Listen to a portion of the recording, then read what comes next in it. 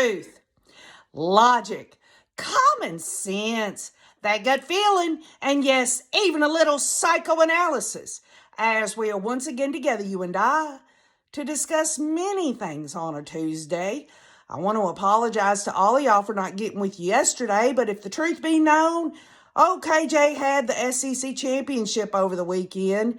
And also, I got busy with going on the live stream with Cresha K. Easton at Difficult Research. And yesterday was a day just to relax.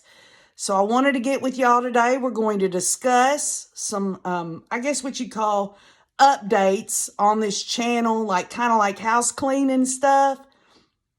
But first, before we do anything, do y'all notice something different about me? No, I mean, my hair, I got it cut and everything. I'm not necessarily any different in this face of mine, but I got me something for Christmas. Y'all ready to see it? I'm wearing it. It's like a lavender, and it has the word, what? Hot. Y'all think KJ's hot? Am I sizzling hot? Well, I'll tell you what, you got to read the rest of the Christmas shirt that I got for myself. Hot flashes, y'all. I got me this shirt. Look at that cute little cat. Hot flashes. That's what old KJ got herself for Christmas. You know, there's nothing wrong with doing a little bit for yourself for Christmas as long as you put everyone else on your Christmas list. You know, we've got to show that self-love to one another, and believe it or not, y'all, this shirt, it kind of says it all. Number one, I am a cat woman. I have 4 cats. Number 2, you can be damn sure at 51 years of age, I'm starting to get those hot flashes. And I'm looking like this cat, too, a lot of the times. By the way, do you see the rest of it? Let me see if I can look. It's like flashing. Hot flashing, like you're going to flash somebody, but I think I've got a little different reason for what I'm doing. You know, I do have those hot flashes. And, you know, I wanted to do something cute. You know, when Wayne comes home, he can look at it and remind himself he better not cross my ass. You know, and I know Mr. Wayne's the best of the best. He puts up with old KJ, that's for sure. But back to what we're going to be discussing today. We're gonna get a few things out of the way, and then we're going to go into Judge Boyce's order concerning Lori Hellis and the things that she wanted unsealed and all that.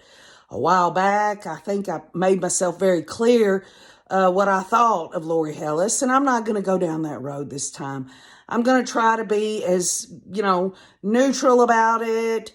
I'm going to put all my personal feelings aside and kind of give y'all more of a technical view of what this order means, what Lori Hellis got, what she didn't get. So we'll go into that. But first, I want to talk to y'all about what I've put on our channel. A couple of things, by the way, about KJ and the Ray mugs. Okay, now, first of all, I didn't know that Kathy Mama Bear had put that on Cresha K. Easton's merchandise shop. She designed it herself, and when I heard about it, I was like, wow, and I ordered a few. As a matter of fact, I've got a video listed on our channel that asks you a question. I hope you'll go to that video. You might win a KJ and the Ray mug. I hope you will know that I'm looking at all of these comments, really take into consideration everything all of you have to say. As I've always stated, justice means a lot of different things to a lot of different people. So I will pick a winner, not because they line up with my idea of what that is, but I want to look at that just to see the different perspectives, the reasons that perhaps maybe some of y'all are here, and just to pick out what I feel is the one that should win the KJ and the Ray mug. It has a really cute little saying. It says justice through understanding, which is part of the question in the contest. I hope you will consider it and think about it. I'm going to give it probably till the end of the week, and then I will announce the winner of the KJ and the Ray mug. With that said, let me just be clear. I do not benefit at all monetarily or anything off the sale of KJ and the Ray mugs. That is for Cresha K. Easton. in support of a victim's family member. That is why it's so important to me that I come out here. I'm just as transparent as I'm ever going to be. If you can purchase a difficult research merchandise item, you can go to Difficult Research and look in the merchandise shop. You'll find a lot of beautiful things in there that Kathy Mama Bear has put together. And I've gotten 2 shirts, some mugs. I really enjoy the things. I wish I could have it all in there. By the way, if Kathy Mama Bear does hear this pre-record, I'm probably going to order a couple of those hoodies for what? The next thing I'm going to talk about. Wayne and I are going to Idaho, January 8th through the 15th. We're going to go to places of interest from Boise to Rexburg, and we all know what's in Boise, which is the courthouse. Also in Rexburg, there are many points of interest there concerning this case that I'm going to go and visit and just bring myself into that whole environmental view. Hopefully, if Cresha K. Easton is up for it, I can't speak for her, but perhaps I can live stream with her on her channel at some of these locations. It's basically up to her. But my hope is that we can get that on her channel. But if not, we'll also have it on this channel. I want all the rays to go along in Idaho and be able to see things for yourself and just kind of add that to your mosaic of understanding. Justice through understanding. So I'm going to get a couple of those hoodies on Cresha K. Easton's merchandise shop to wear under our big jackets that Mr. Wayne and I have got to wear because it's going to be colder. It's going to be cold as a witch's tit and a brass bra. You can be sure of it, but we're going to go. We originally booked that to go to the trial that was originally in January. And although we could have canceled that without any problem at all, we wouldn't have been out any money. Before we went to do that, Wayne and I sat down and we talked about it. And we thought, well, let's just do it. Let's go to Idaho. And we're going to go. And we'll eventually, when the trial happens, we'll go back. But, we plan on going back down to Louisiana at some point in the next year, hopefully, if it's all right with Cresha. And, we want to be there for the family, and anything that happens with a memorial service, hopefully, and I've been praying every day for J.J. Tiley, okay? I'm praying they will release their bodies, and Mr. Wayne and I are for sure, if the family does want us there. If they don't, we completely understand. We would like to be there to pay our respects. Another thing that I wanted to bring up that I've put on our channel is that, OKJ doesn't do live streams anymore. I'm not doing them ever again, but I am going to make an exception for Christmas Eve. I'm going to be doing a family Christmas live stream in honor of all the rays on here and all the people that have been supportive of Cresha K. Kay and Larry Woodcock, their families, the victims' families. We want, Wayne and I and my family, my boys, we want to come to y'all on Christmas Eve because we love you. We love you. We care about you. We want to be there for you during these holiday seasons. There's nothing more important than showing your love to one another during the holiday seasons. And I love all of you, and you know it to be true. So, with those things out of the way, the fact that I'm wearing my Hot Flashes shirt, I wanted to get with y'all, excuse me. I wanted to get with y'all over this order from Judge Boyce. He finally got around. He took under advisement Lori Hellis's argument, if y'all recall, the audio of that one hearing where she got up there and said all that she said and everything, and he said he would take it under advisement. And so we waited, and so he's come out with this order. Now, I've analyzed the order. I've got it right in front of me, the memorandum decision in order. But let me break this down a little bit for you, okay? Judge Boyce went through the whole case file, Okay, he went through, and that includes Lori and Chad's. They're joint defendants in all of this. He went through it and he listed out everything that Lori Hellis had listed out. She had listed out 98 files in this case. And there were already public hearings, or the hearings were made public after the fact. In other words, they weren't sealed or anything. There was 43 out of 98 that Judge Boyce listed that were already public or made public. So when I saw that in his order, he worded it very professionally, but he might as well have been saying, woman, do your job. This stuff is already public. Why are you asking for something that's already public? So that was 48 out of the 98 items that Lori Hellis wanted to look at. Obviously, they were public or made public, and she still listed them. I am assuming she went and just copy and pasted the whole case file, and she had questions about it. But let me be clear on this. Judge Boyce denied Hellis's, for everything she wanted, he denied her, out of the 98 times, he denied her 38 times. And this is what I get, because he says it quite clearly. This is, you're denied. I'm not going to unseal this. But most of these sealed hearings that Hellis wanted to get into were, she wasn't just wanting to get into the minutes or anything. She wanted to get into the sidebar conversations. Y'all know what I'm talking about. It's when, whether it's a hearing or whether it's in a trial or whatever, both sides will go up and they usually turn on some kind of noise, or they'll speak very low with the judge. The sidebar meeting, most of y'all know what that is. She wanted that.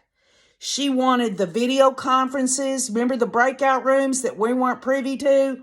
And she wanted, she wanted these things. And Judge Boyce made it clear in his order that those things are not privy to being disclosed in public. That is lawyers talking in chambers with the judge, or sidebars, or when they had to during COVID-19, where they did the Zoom, they do the breakout rooms. This is the judge and the two sides talking, and she doesn't, any attorney should know that's not going to be made public record, but she asked for it anyway. But this is what Hellis did get. Hellis got 15 files, 15 orders or motions or whatever, and we'll go through them. 15 out of 98 filings. She got those. And I'm going to go through them real quick. I'm just going to give you the titles of everything that she got. And in my view, and you're going to take this for whatever you want, and you're going to find out when she starts to come out here to say, look, I've got this, this, and this, you're going to find out she didn't get any what she wanted, red meat. She got a bunch of judicial procedural documents that doesn't point or have any clues in it on what any of it's about. She got the order for, this is the first thing she got. She got order for protective order according to Idaho Rules of Criminal Procedure 16. And that is just a document. Doesn't say anything about specificity of Chad and Lori's ordeal or what's going on in there. That is just basically a formatted document that has nothing in it that should even be redacted, because there's no information other than Idaho Rules of Criminal Procedure 16 and the fact that they were asking for that order for protection. That's what, it doesn't say why or anything else. It doesn't tell that. So she didn't get nothing on that. Now, there was an ex parte motion to seal ex parte motion for protection order pursuant to Idaho Rules of Criminal Procedure 16 and declaration in support of the ex parte motion. Now, it doesn't say in these titles whether this, now some of them do, but some of them don't. You don't know if it's the state asking for the ex parte. You don't know. And an ex parte is something that you don't have to give notice to other parties. It's something that's heard quickly. Again, this will not have any information in it about any specificity about Chad and Lori's case at all. Then you've got, and that is basically, it's again, Criminal Procedure 16, the Idaho Rules of Criminal Procedure 16, excuse me. And it just tells you that. It doesn't tell you anything else. There's an order sealing the ex parte motion for protective order and declaration in support of an ex parte motion, which sounds just the same as what I said before. But again, this is just a judge saying, we're going to seal this ex parte motion. He doesn't say because Chad and Lori are fighting with each other or anything like that. Doesn't have anything to, it's all a procedural thing.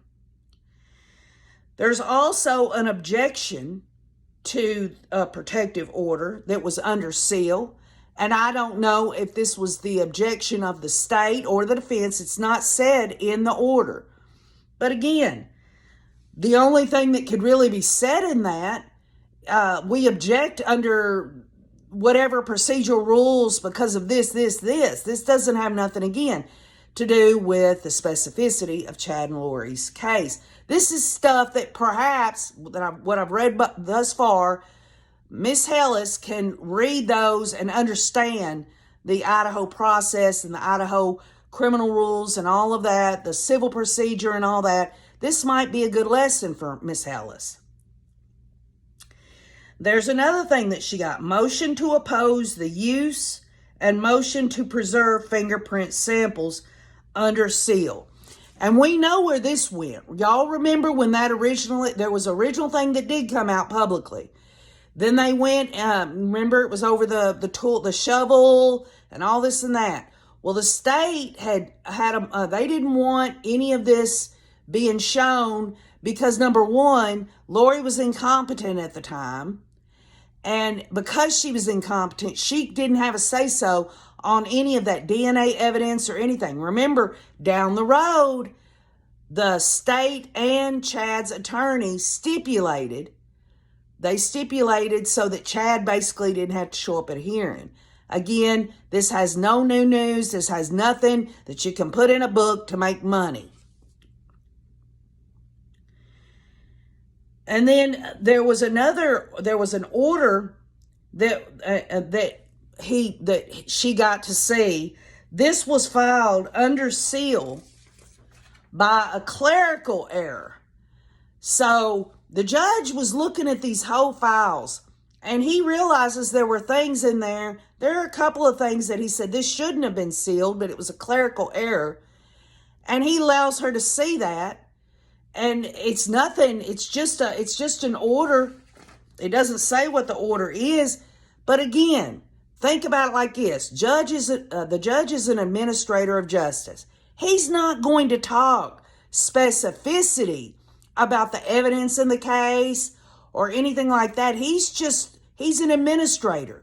So what he's allowing her to see, it could be an order for anything that is no significance at all. It doesn't say anything, further of what that was, but it was a clerical error, and he's allowing her to see that.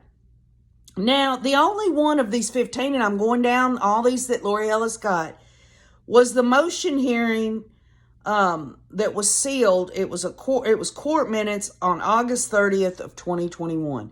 Now, the minutes being whatever was said in that. There might be a possibility that something was said, but it's, again, he's allowing Hellis to have the minutes. He's not going to allow her to hear anything inflammatory that John Pryor has to say about the state or something inflammatory or slanderous that the state has to say about John Pryor or Archie or anyone. Or the Chad Daybell or Lori. There can't be anything that the judge is going to see that either side has said in the minutes that's going to prejudice this whole case. So again, she's not going to get anything. She's not going to get any nuggets. She's just not. Another thing, motion to seal. Daybell's attorney elected to file a motion under seal. And the reason that John Pryor wanted a motion to seal, there was something that he didn't want anyone to see about his client. Again, though, if there was something he wanted, he was trying to get a motion across, and he had to say something in there that was damning about his own client or damning about his co-defendant, the judge would not allow anyone to see that. So again, also I want to make clear that through this whole order, it doesn't say anything. The judge hasn't said anything in any one of talking about these files that he's going to redact anything. It's my view that he's giving her these files because he's looked them over and said, well, this is just procedural stuff. This hasn't anything to do with the meat and potatoes of the case. And let me just bring this out too. Judge Boyce makes it clear, and if you look at the order, and I'll post it on the community wall, he'll say stuff like, the Daybell's attorney elected to file this under seal. And there's many of them. And some of them that John Pryor had a motion to seal, the judge has said, no, you can't get it because, of whatever reason. So it ain't like all of them that John Pryor asked to be sealed is going to be unsealed, but in this case, he's allowed him to see that. There was a motion to remove a protective order, and this was Daybell's attorney, this was John Pryor. He elected to file under seal. And I got to thinking about that, and I said, well, a protective order means, nobody can see this. He wanted it under seal. So again, this must have something to do with something about his attorney. Something that maybe looked bad on his client. Again, if there was anything in that, anything at all, that would prejudice Chad Daybell, Judge Boyce isn't going to allow Lori Ellis to have it. Then there was a motion to seal. Daybell's attorney elected to file under seal. And this could have been a motion for anything. This could have been a motion to reconsider. It could have been a motion to continue. I could go down a whole laundry list of motions that he could have. It doesn't mean that the motion that he wanted to put forth, that he wants sealing, that there's some kind of red meat in there for a book. And throughout this whole order, Judge Boyce says that he tells Lori Ellis through each one, if there is one, he'll say, this has already been unsealed. So this order that is attached to what you're asking for, it can be unsealed because the other thing that is the reason that it was sealed in the first place, it's already been made public. And again, in my view, when the judge has said this throughout his whole order, he's basically saying, why even bother us with this? Because it's already public knowledge. But if you want clarification, what you're asking for now on this order was something that was already unsealed in the motion in the first place. Reply and objection to motion to seal filing. And again, this doesn't say whether it is the state or the defense, but Boyce ordered it unsealed. So it's a reply from the state or a reply from John Pryor in objection saying, no, we don't want this sealed. And so whatever it is, it can't be something that's inflammatory because we know John Pryor specifically, he has tried to basically shit all over the prosecution team, and he wanted all kinds of things. He wanted nothing to be sealed up so that the public and other people could see his accusations. The judge is not going to allow that. And as you recall, when the judge ordered, no, I'm not going to allow you to show these prejudicial things about the state, whether it's Rachel Smith, Rob Wood, or whatever, John Pryor went again and appealed that. And the judge doubled down and said, sorry, buddy. And that is what they want to do. John Pryor, Archie, the defense teams, they want to say something in their motions that makes the prosecution team look bad, period. I mean, just publicly recently, the last vid that I did, where Archie said that the state didn't want to turn over stuff because the state said it was FBI, remember that? And that the defense deserved to have those FBI interviews or audios because they were in state facilities. And then the state comes back and says, we never said anything like that. That is not our position at all. At least Archie is trying to be professional about it. John Pryor is a venomous viper snake who takes a big swig off his dang flask in the back room. He's going to do whatever he can, and Lori Hellis wants to see all that, but she's not going to get any of it. Order on state's motion to deny motions without a hearing was sealed in error and not at the direction of the court. So the judge says, hey, there was an order on the state's motion to deny the motions of the defense without a hearing. That was sealed in error, and I didn't tell him to do it. So he's going to allow her to see that as well. And those are the 15 things. So if anybody was expecting Lori Hellis to get a hold of a large amount of material in terms of specificity of trial strategy or anything like that, beyond the titles on the files that the judge looked through. I mean, you see the adjudication process pre-trial. You see everything going on in there if you go to the court portal. But she's not going to get any trial strategy, work product. She's not going to get anything that was said, whether it was a sidebar, whether it was in chambers, anything like that. The judge is making sure he's went over every single thing. So Lori Hellis has done one thing good anyway. She has shored up the fact that Judge Boyce is doing the right thing, that he is checking himself to make sure that everything that he has sealed. And again, he has said all the way through his order, at least, 38 times. Sorry, access denied. And also, the 43 out of 98 is already public.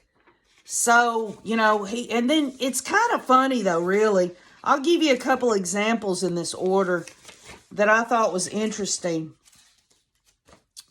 There was one in here where they're talking about objection to the state's motion, waiver of conflict under seal, though the nomenclature indicates that this is unsealed. The record does not reflect this pleading is sealed. So what she did was she listed all the whole cases. And through it all, she would say, I'm not quite clear of this or that. And he says, why can't you make it clear? Why can't you see that this is as clear as it gets? And many times he's had to say, when she's asked about it, like Hellis argues that it is unclear from the record if the document was sealed, he gives her, he says, well, you need to look back, see above on number 39, about what, 1, 2, 3, 4, 5. It's like she can't put 2 and 2 together on what each filing is about. It's like she can't tell. She doesn't do any kind of work on that to figure out. And he's letting her know, you're asking for, say, 5 of these items. And I'm looking at them, number 41, 42, 43, 44, and 45. All of them are related to another one that he's already said that it's going to remain sealed or it's not. One or the other. It's like, hey, lady, here is your whole list that you wanted all this stuff from, and I'm only going to give you 15 items, and all of that basically is just judicial procedural paperwork. Doesn't have any specificity in there about what's going on with Chad and Lori. I mean, if she wants to write a book about criminal procedure or civil procedure, she could do it in a different way, I guess. depending on what kind of writer this woman is. But let me tell you this, she obviously did not hone in on anything other than the fact that she was going to ask for the video conferences or the sidebars, things that nobody would be privy to. She's going to ask for it. She's just not going to get it. So she's denied a lot of this. And then, you think about the other aspects of it was already public.